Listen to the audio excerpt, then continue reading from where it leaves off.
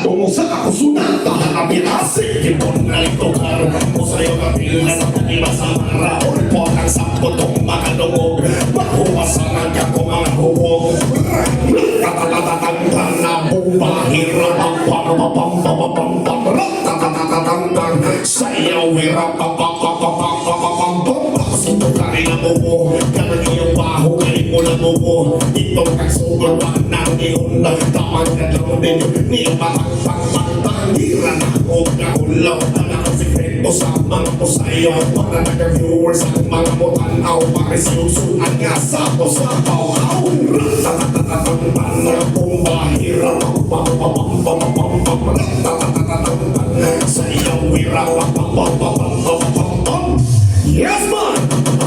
Gamay mo kulot na hubad Hanasin nanay ko mula pag Lupin kay dinis with time na turn Uso ko bakit mag-wiggle-wiggle Rambak kita ng mga bukol Pari sa namabang mahala Kung mahuhong matagal sa kanala Ito ang puso mo ko ang suot Ako'y mag-iisang inapanood Ano ba ka? Sayawin na! Hey! Hey! Hey! Arcade music! Hey! Hey! Hey! Aha! Hey! Hey! Hey! Hey! Hey! Hey! Hey! Hey! Hey! Let's go! Ratatatatang na bumahira Pam-pam-pam-pam-pam-pam-pam Sino ka rin ang bubo Ganang iyong baho Kaling mo na bubo Ito ang sugod Wag nang iyong Tamad ka lang Nilunit Matang-tang-tang-tang Hira na o kaulaw Anak asipeto sa mga musaya Para yung viewers ang mga mutanaw Para sinusunan nga sabaw-sabaw Aw! Ratatatatang na bumahira Pam-pam-pam-pam-pam-pam Ratatatatang sayaw Wira Pam-pam-pam-pam-pam-pam May yakunot niya hubag Anasin ang nekong ulapag Rupi may tinis mo Taga Turnel Uso mo Bakit mag-wiggle-wiggle Parisa na mo ba na bahala Kung mahubog matagay sa kanala Ito ang uso Kung ang suot Ako'y mag-iisan Inapanood Ano ba ka? Sayawin ka Sound trip sa mga lama Kuso-kusohian Nasa plangan na hasta ko kaong Nagkakiyong dato Sa sunatang na hasta kayo sa Diba? Aha! Ratatatatang na bumahira Pam-pam-pam-pam-pam-pam Ratatatatang sayaw Wira Pam-pam-pam-pam-pam-pam Arcade music! Ayan po, thank you so much po! Wow! Grabe bro! Congratulations to you! Ang tanong dito, dear friends, naintindihan niyo mo ba yung pangalawang kanta? Naintindi? Familiar to. Familiar to. Nilista na lahat yung klase ng words na Bisaya. You know what bro? Grabe ka RK Kent. From the beat to the bars, napaka-solid. That's what I'm talking about, ladies and gentlemen. Ang saya pero may laman. That's your signature sound right there. Tama na? Tama. Alright. You make us dance, but you make us listen to, ladies and gentlemen, isa pang ganda. Isa pang ganda. Isa pang ganda. Later on, syempre, para tayong concert dito. Pero syempre, let's have a little chat, RK Ken. Kay tungod, kwentuhan muna tayo a little because you've done a lot, no? From writing jingles for politicians during campaign season to making original songs like this. Paano mo nagagawa yun, RK Ken? How do you shift from campaign and track vibes to something like shake it, bam? That's pure fun and viral energy so far. Thank you so much, DJ Charlie. Before ko sagutin yan, nais ko pong magpasalamat sa mga media friends natin dito ngayong hapon na to. And ayan, magandang hapon sa lahat. And especially, wala ako dito kung wala sila.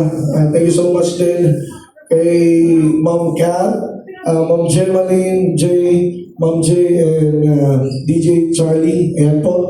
Magandang hapon po sa lahat. Yung tanong niyo po is Ano sikreto kaya ng isang RK Ken? No? sikreto, just humble lang sa lahat. Stay low-key. And then, palaging magpapasaya lang ng mga tao, mga listeners ng kanta ko. Correct.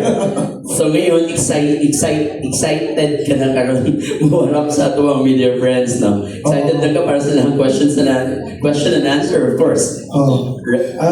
Opo, excited na po ako. Huwag lang masyadong... Disclaimer. Alright, so karon kay excited ka na, RK Kent. Now, let's have our media friends right here. Ang daming familiar faces. Na-miss ko kayong lahat dahil 2 years po ko nawala rito sa Manila. So, right now, unahin natin ang taga-star photo, no? Kay sobrang ka-viral yung mga videos nito. Kuya Alan? Wow, congratulations, Ken. Tanong ko lang, kumbaga, talagang nakakaano, LSS tao ba? LSS yung mga songs mo, di ba? Balita ko mayaman ka na doon dahil sa dami ng politikang mga ginawa mo ng kanta. Pero what's memorable about doing this? May mga nanalo pang mga politiko dahil sa mga kanta mo. Thank you po sa tanong, sir. Thank you po. Merong nanalo pero meron namang hindi pinalad. Pero sa lahat ng mga ginawa ko is just like trabaho lang, walang halong kulay.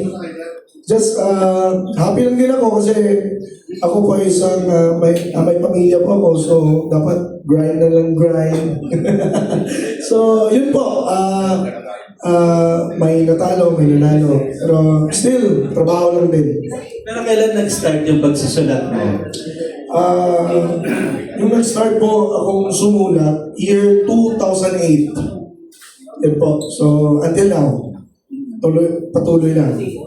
Tapos parang familiar nga kami dun sa kinanta mong Ram Papampabayan. Oo, ganda. Di ba? So, tapos sinasayaw. Ano masasabi mo? Sinasayaw ng mga sikat na celebrity like sila Kim Chu, di ba? Sila Dasuri, yung kanta mo. Di ba? Ibig sabihin talagang kumbaga catchy at napakagandang i-TikTok, parang gano'n. Opo.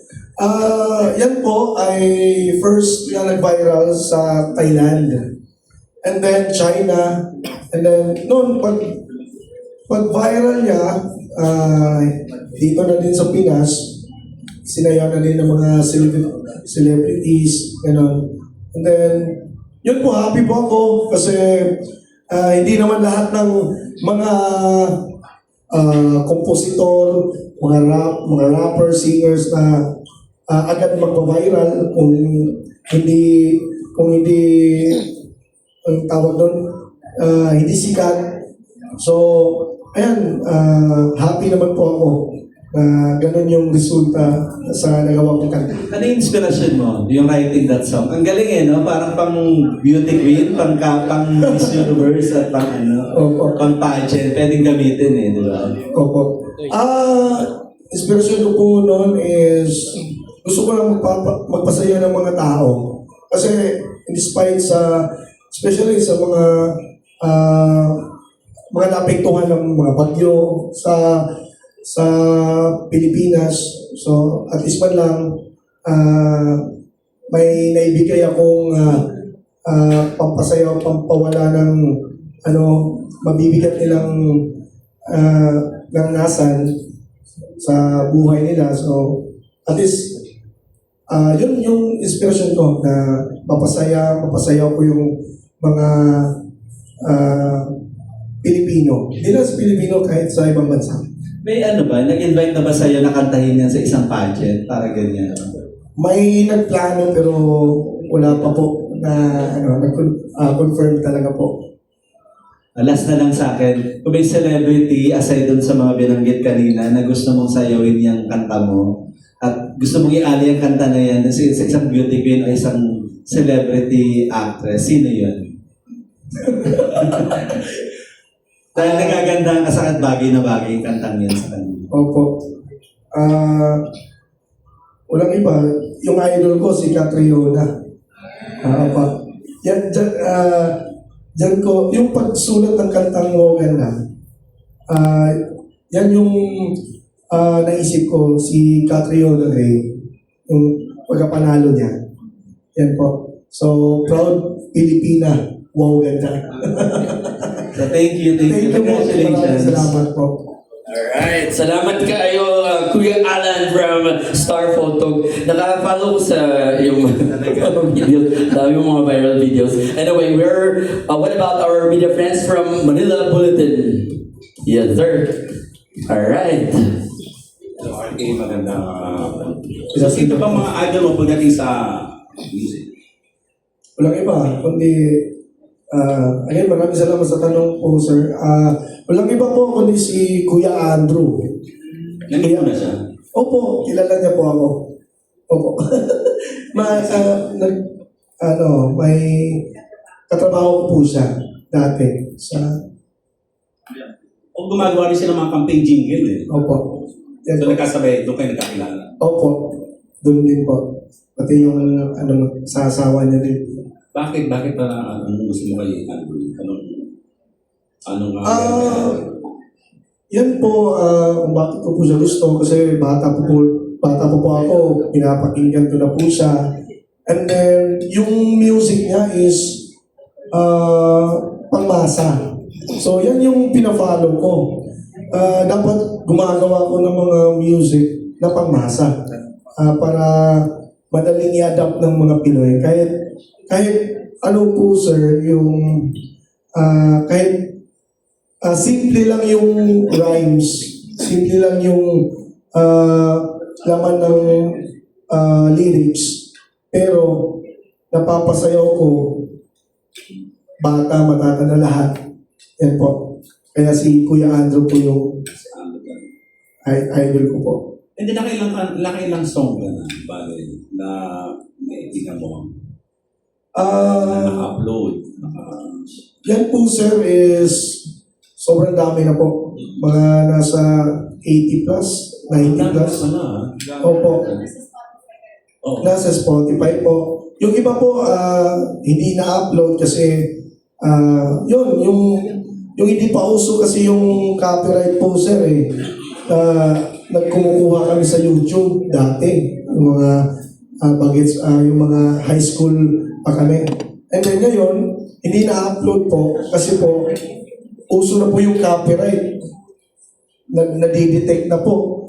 So ngayon, ginawa namin, niremake namin yung mga beats na for original talaga. And then, yun yung patuloy namin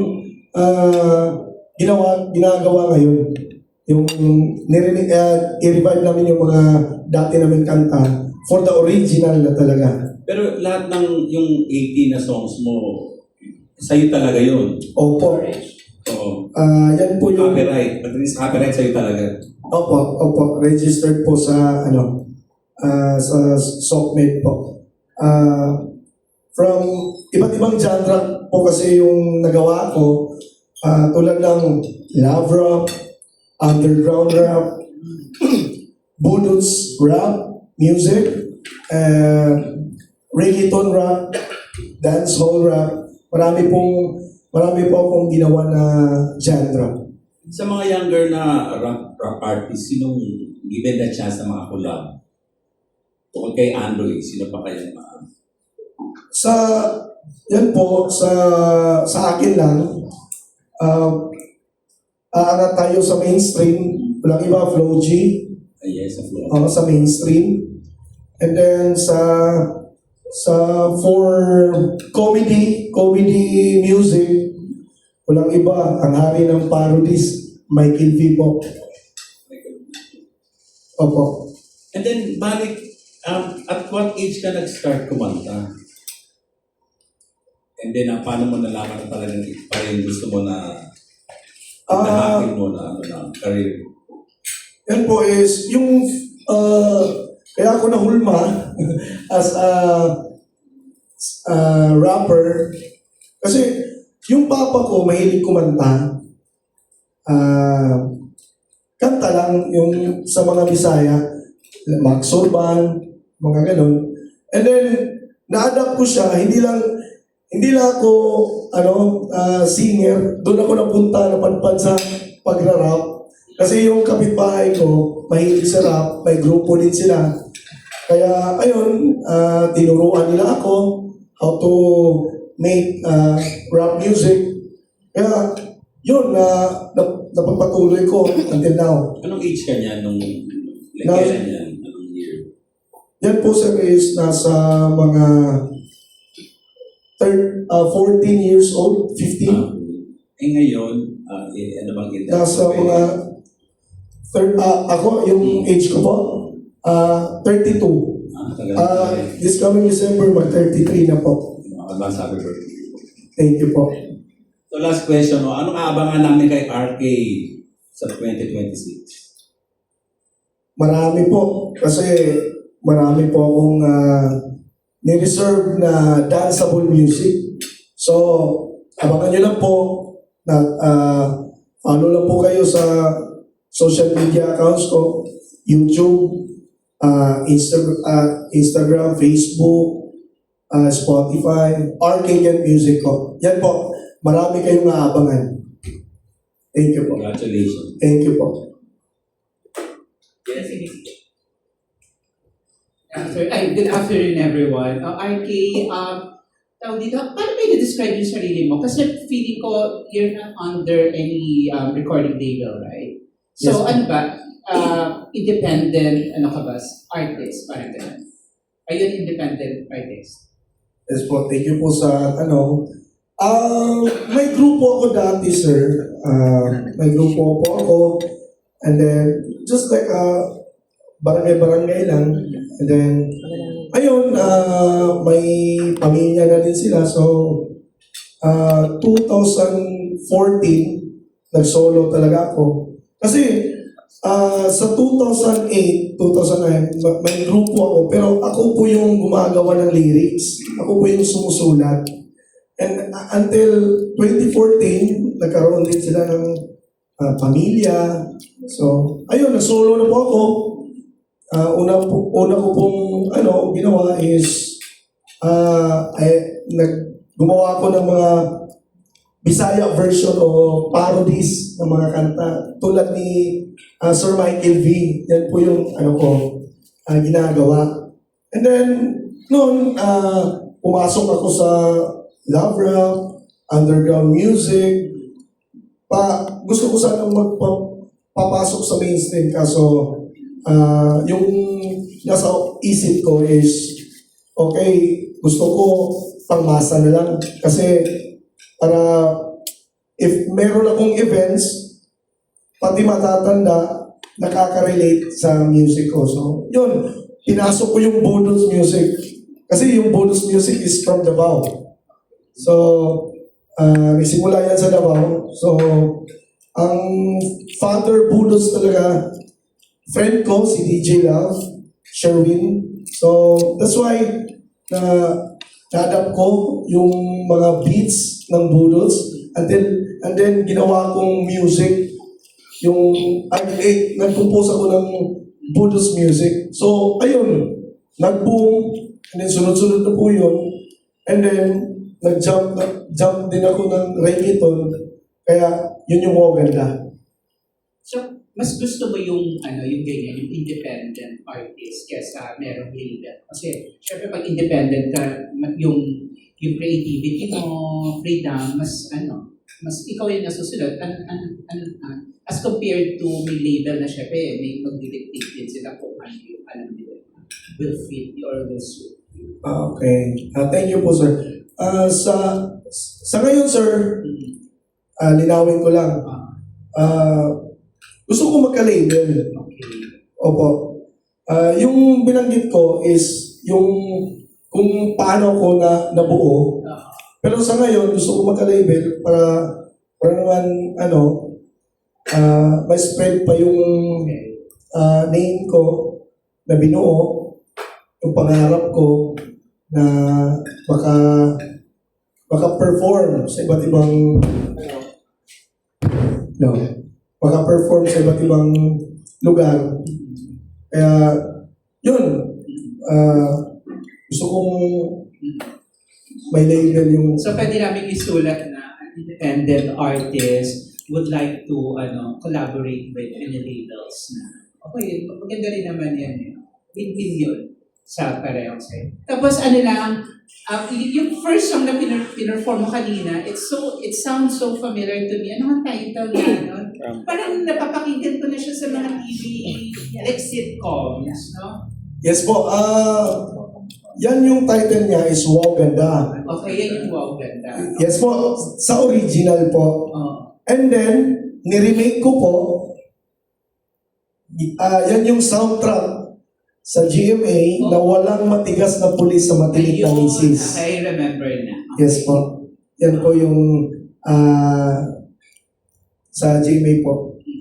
Pero syempre, ano naman, of course, it's your work. So, compensated ka naman, no? Opo, opo.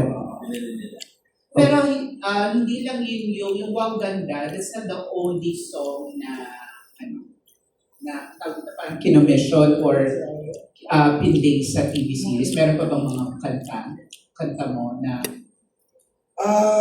Yan po sir is, yan lang isa sa Wow Ganda, sa GMA. Pero sa other radio stations, from the local lang, ginagamit nila for background ad-lib sa mga radio DJs, na gano'n. So from the locals. Kaya yun, that song lang po yung nakapasok sa national TV, ginamit nilang as a jingle ng isang TV series. Tsaka nakakatuwa sa'yo kasi di ba parang ako, I love kasi, of course I don't want to lay the music. Pero kasi mas gusto ko, mas healthy for OPM to, let's say, we acknowledge music from Visayas, even though there's a Biscap music. I love that. Yes. And then you are representing the Mindanao. Yes po. Ano yun? Conscious effort mo ba yun na talagang pagkagawa ka ng kanta, kailangan I'm representing Mindanao, di ba? Yes po sir. Proud po ako na galing kasi ako sa na-create po yung Articulate Music sa Mindanao. So, before ako gumawa ng mga Tagalog music, nandun pa ako sa mga Bisaya music. So, that's why I'm proud to represent Mindanao, Davao City. So, kasi dyan ako nanggaling eh. Kaya, lahat naman ng Pinoy series, grabe yung talents na, boom talaga sa talents. Oo, masusunod dapat yung Metro Manila. I mean, the radio stations in Imperial Manila should be playing dapat yung mga regional. I don't want to use the term regional, pero dapat yung walang translation, di ba? Yung talagang kung Bisaya siya ginawa or Mindanao, dapat ganun. But yeah, thank you for artists like you, di ba? May ganun, di ba? Kasi magaganda, I've listened to Visayan music, ang gaganda eh. And this one, di ba, yung Budots pala, di ba? Okay, we're all educated na, di ba? Yun pala yung music contribution ng mga Mindanao. Is po Davao. Mindanao, Davao. Davao. Budots. So it's really very Filipino. Tapos, ano na yung, okay, kasi you've mentioned kanina na one of your influences, music influences, si Andrew E. Paano mo I don't know kung mahirap bang tanong to or what. Kasi syempre, di ba lahat naman tayo, like me, I'm a writer, I've read a lot. Meron akong pinagagalingan inspiration, but somehow, nahanap ko yung kung paano ko magsulat. Pero ikaw, paano mo i-differentiate yung music mo kay Andrew? About that, sir. Kasi si Kuya Andrew, bata pa lang ako, nakikinig na ako. Kaya, may mga sulat kasi siya na, like, gusto kong maging siya. Like, mga ganon na feeling. So, ayun, patuloy lang po tayo sa, patuloy lang ako sa pagsulat. And then, masaya ako na kilala niya din ako. And that's all na pag-meet namin and then nagkakilala kami. Alam na niya yung genre ko. So, sobrang happy ako nun. So basta ang concentration mo is really rap. Ganun talaga. So yun talaga yung... Opo, yun po. Yung... Yung, Madami mong minention yung reggaeton o yung... ay, Yung mga genres na yun. yung genres. May kasi, yung pag sinabi natin, love rap music, full of love. Yung music, mellow. Pero, yung verse is rap. And then yung underground music, yung nasa mga street rappers, yung mga yung underground yung music niya, ano. And then meron ding reggaeton, upbeat na reggae, ganon. And then yun yung ginamit ko ngayon. And then blues, iba kasing yung tono, iba't iba kasi. Kaya yun, pinasukat ko rin yun. Kaya yun po. Okay, salamat. Napakahusay mong artist. Kasi imagine mo, 80 original songs. Diba? Na wala pang backup yan ng label, ha? What more? I mean, ano pa yung pwede mong gawin or gaano pa kadami yung pwede mong gawin once you get, diba, record deals from Star Music or GM? Opo, hanggat kaya ko pong gumawa ng kanta, magagawa ko po yan. Pero ako personally, congratulations on your effort. Ako gusto ko kasi yung mga music na galing Visayas and hindi ko naman pinag-aaway-aaway. Pero kasi diba, parang pelikula lang, diba? There are other films na galing sa ibang lugar sa atin. Ang ganda. Very Philippine. Thank you po. Thank you po. God Maraming bless. salamat po. Alright, palakpakan na ito mga kabisyo ang atong media friends from Manila Bulletin. As of this moment, atin pong bigyan ng chance ang ating mga media friends from Orange Magazine. Are you guys here? Alright, sige po.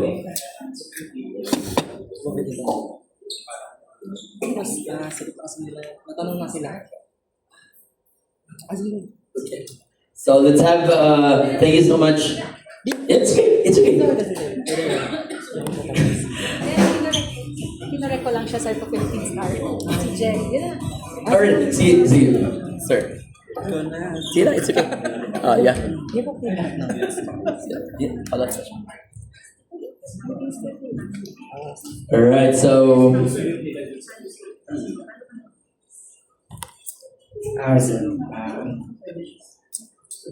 I'm a classic from Orange Magazine. Paano mo nagagawa yung mga compose na nagagawa mo para sa creative process? Yan po. Thank you po sa tanong.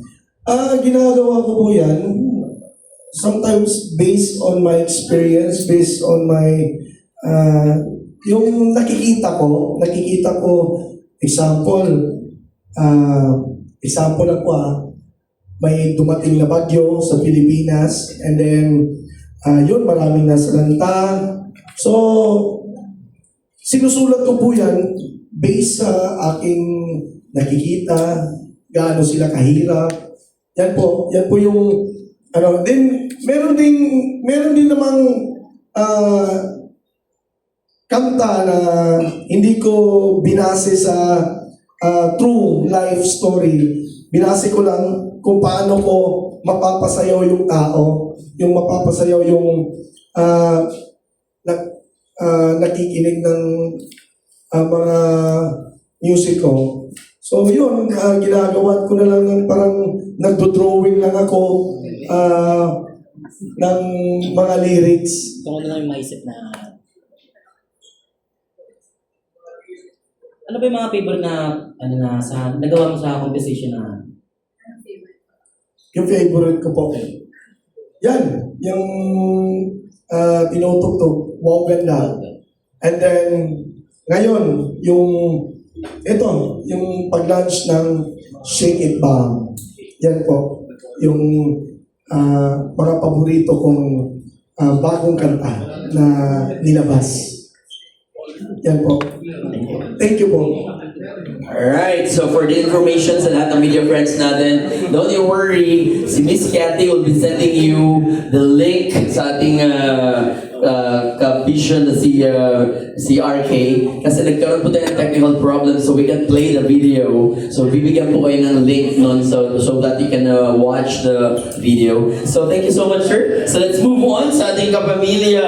Naging kapamilya ako for 10 years. We have here ABS-CBN. Sir, no question at all. Maraming salamat. Siyempre, let's move on. Abante tonight. Alright, so we have Lionheart TV. This one. Sir. Hello po. Hello po. I'm Lionheart po. Good May afternoon. question po. What inspired you to write and produce Rapapam? Inspired. Yes. Wow.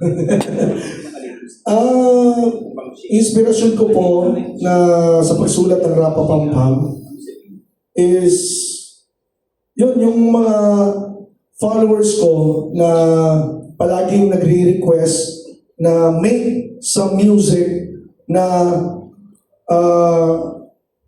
matawag nating pangkalahatan. Yung pati matatanda, pati lahat ng pag napapakinggan nila yung music na yan, intro pa lang, mapapasayaw sila. So yun, nabuo ko yung Rapapampam kahit hindi ko rin alam kung anong ibig sabihin ng Rapapampam. Ano yung Rapapampam? Pumasok lang sa isip ko na, uy, ganda ng chorus Ram, pam, pam. Hindi ko rin masabi kung ano yung ibig sabihin ng Rapapampam. Kaya, iba talaga yung Pinoy. Iba talaga ang isip ng Pinoy pag alam yung kahit bam, bam, bam, bam, bam, bam, pwede na yung i-chorus. So, yan po. Yan po yung inspirasyon. Yung talagang mga kababayan talaga natin na sumusuporta sa Pilipino from local music. Wala po. Thank you po. Thank you po, thank you po. Alright. RK, tanong ko lang kung how do you describe your music, di ba? Kumbaga, is it a rap? Is it parang how do you describe your music? Danceable rap po. Yan po ang ma-describe ko po yung music ko as danceable rap music. Yan po. Kasi marami akong mga followers din na ginagawa nila yung composition music ko as Zumba music. So that's why tinatawag ko siyang danceable rap music. Aside, di ba usually pagka ganyan mga rapper, they want to collaborate with yung mga ibang mga artists. Sino yung gusto mo makakollaborate? Not a rapper, pero yung ordinary singer natin na gusto mo makakollaborate na habang kumakanta siya, ikaw nag-rap ka, parang gano'n. KZ Tandingan. Opo. Yan po yung sagot ko. Kasi KZ is Bisaya from Digo City. So, iba kasi pag may dugong Bisaya. So, talagang hahatak talaga pag nasa entablado. Magbibigay talaga ng full force pag Bisaya to Bisaya. So, yun po, si KZ Tandingan. Thank you. Thank you po. Thank you po. DJ Charlie. Thank you po. Alright, so anybody from our media friends? Sir? Okay na. Yes, ma'am. Sorry kayo. We're using wired microphone, so sorry kayo, di kabot. Hi po, I'm Ivy from PTV4. And sir, congrats po sa new song. And super po talaga siya upbeat. And for sure, definitely, this Christmas, ayun po yung mga papatugtugin ng mga nag-iinuwan. Yes po. At ayun nga po, so, ayun nakaka-proud po kasi a Visayan rapper is making noise here in Manila. And some influencer and even the artist nga po is ginagamit po yung song nyo and sinasayaw sa mga TikTok videos nila. And ano po yung nararamdaman nyo sa tuwing ginagamit po yung mga songs ninyo. And po ma'am, thank you po sa tanong. Na overwhelmed po ako na